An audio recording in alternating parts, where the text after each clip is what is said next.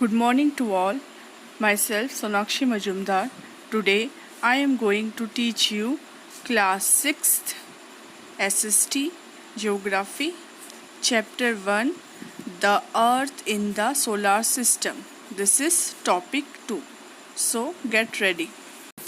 The solar system, the sun, 9 planets, satellites, and some other celestial bodies known as asteroids and meteoroids form the solar system.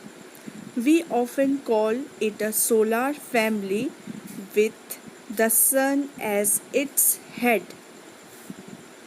The sun is located in the center of the solar system.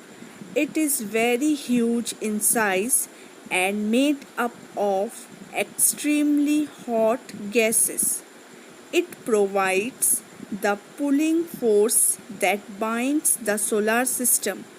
The sun is the ultimate source of heat and light for the solar system. But the tremendous heat is not felt so much by us because, despite being our nearest star, it is very far away from us. The sun is about 150 million kilometers away from the earth. Our solar system is made of 8 planets. In order of their distance from the sun, they are Mercury, Venus, Earth, Mars, Jupiter, Saturn, Uranus, and Neptune. All the 8 planets of the solar system revolve around the sun in fixed paths. These paths are elongated. They are called orbits.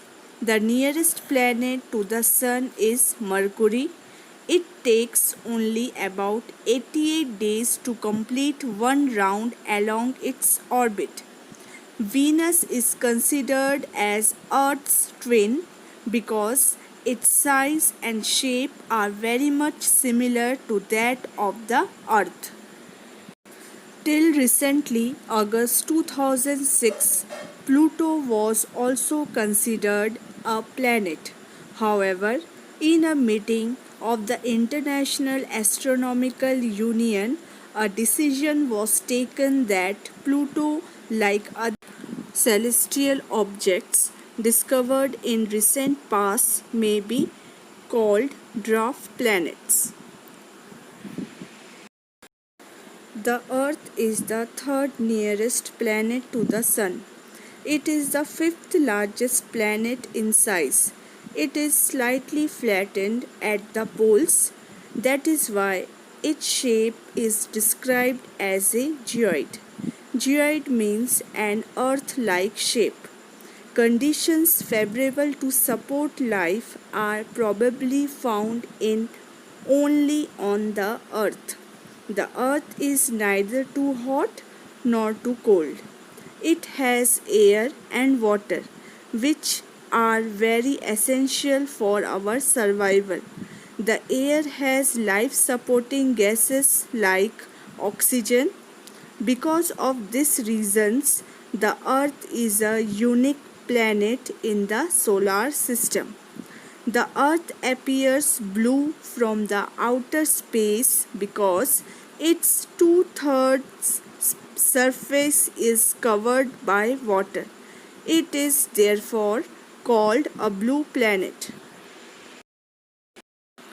The Moon is the only satellite of the Earth. Its diameter is only 1/4 that of the Earth. It appears so big because it is nearer to our planet than other celestial bodies. It is about 384,400 kilometers away from us.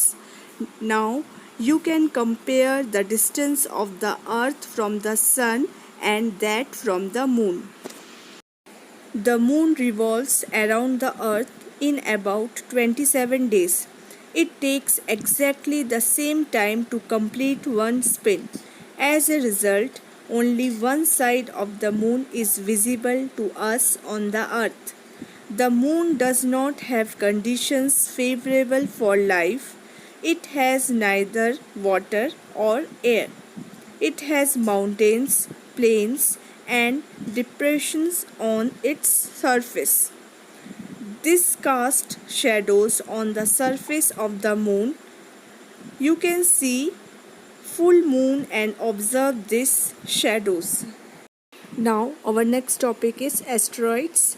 There are numerous tiny bodies which also move around the sun apart from the stars, planets, and satellites. These bodies are called asteroids. They are found between the orbits of Mars and Jupiter. The largest asteroid is the Ceres. Scientists are of the view that asteroids are parts of a planet which exploded many years back. Next is meteoroids are the small pieces of rocks which move around the sun. Sometimes these meteoroids come near the earth and tend to drop upon it. During this process, due to friction with the air, they get heated up and burn. It causes a flash of light.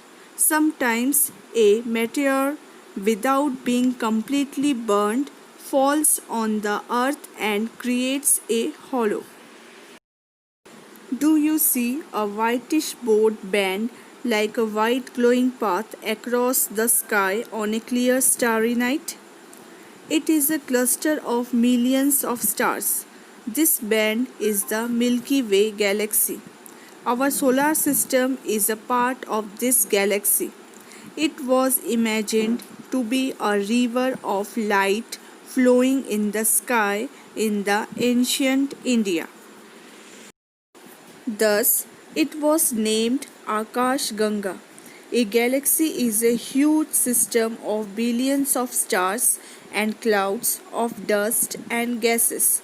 There are millions of such galaxies that make the universe. It is difficult to imagine how big the universe is. Scientists are still trying to find out more and more about it. We are not certain about its size, but we know that all of us, you, are belong to this universe. So with this, we have completed our chapter 1.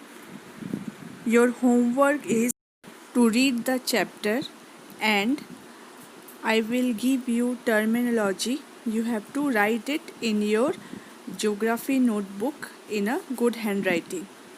Okay, till then, bye, take care. Next chapter I will explain in my next video. Thank you.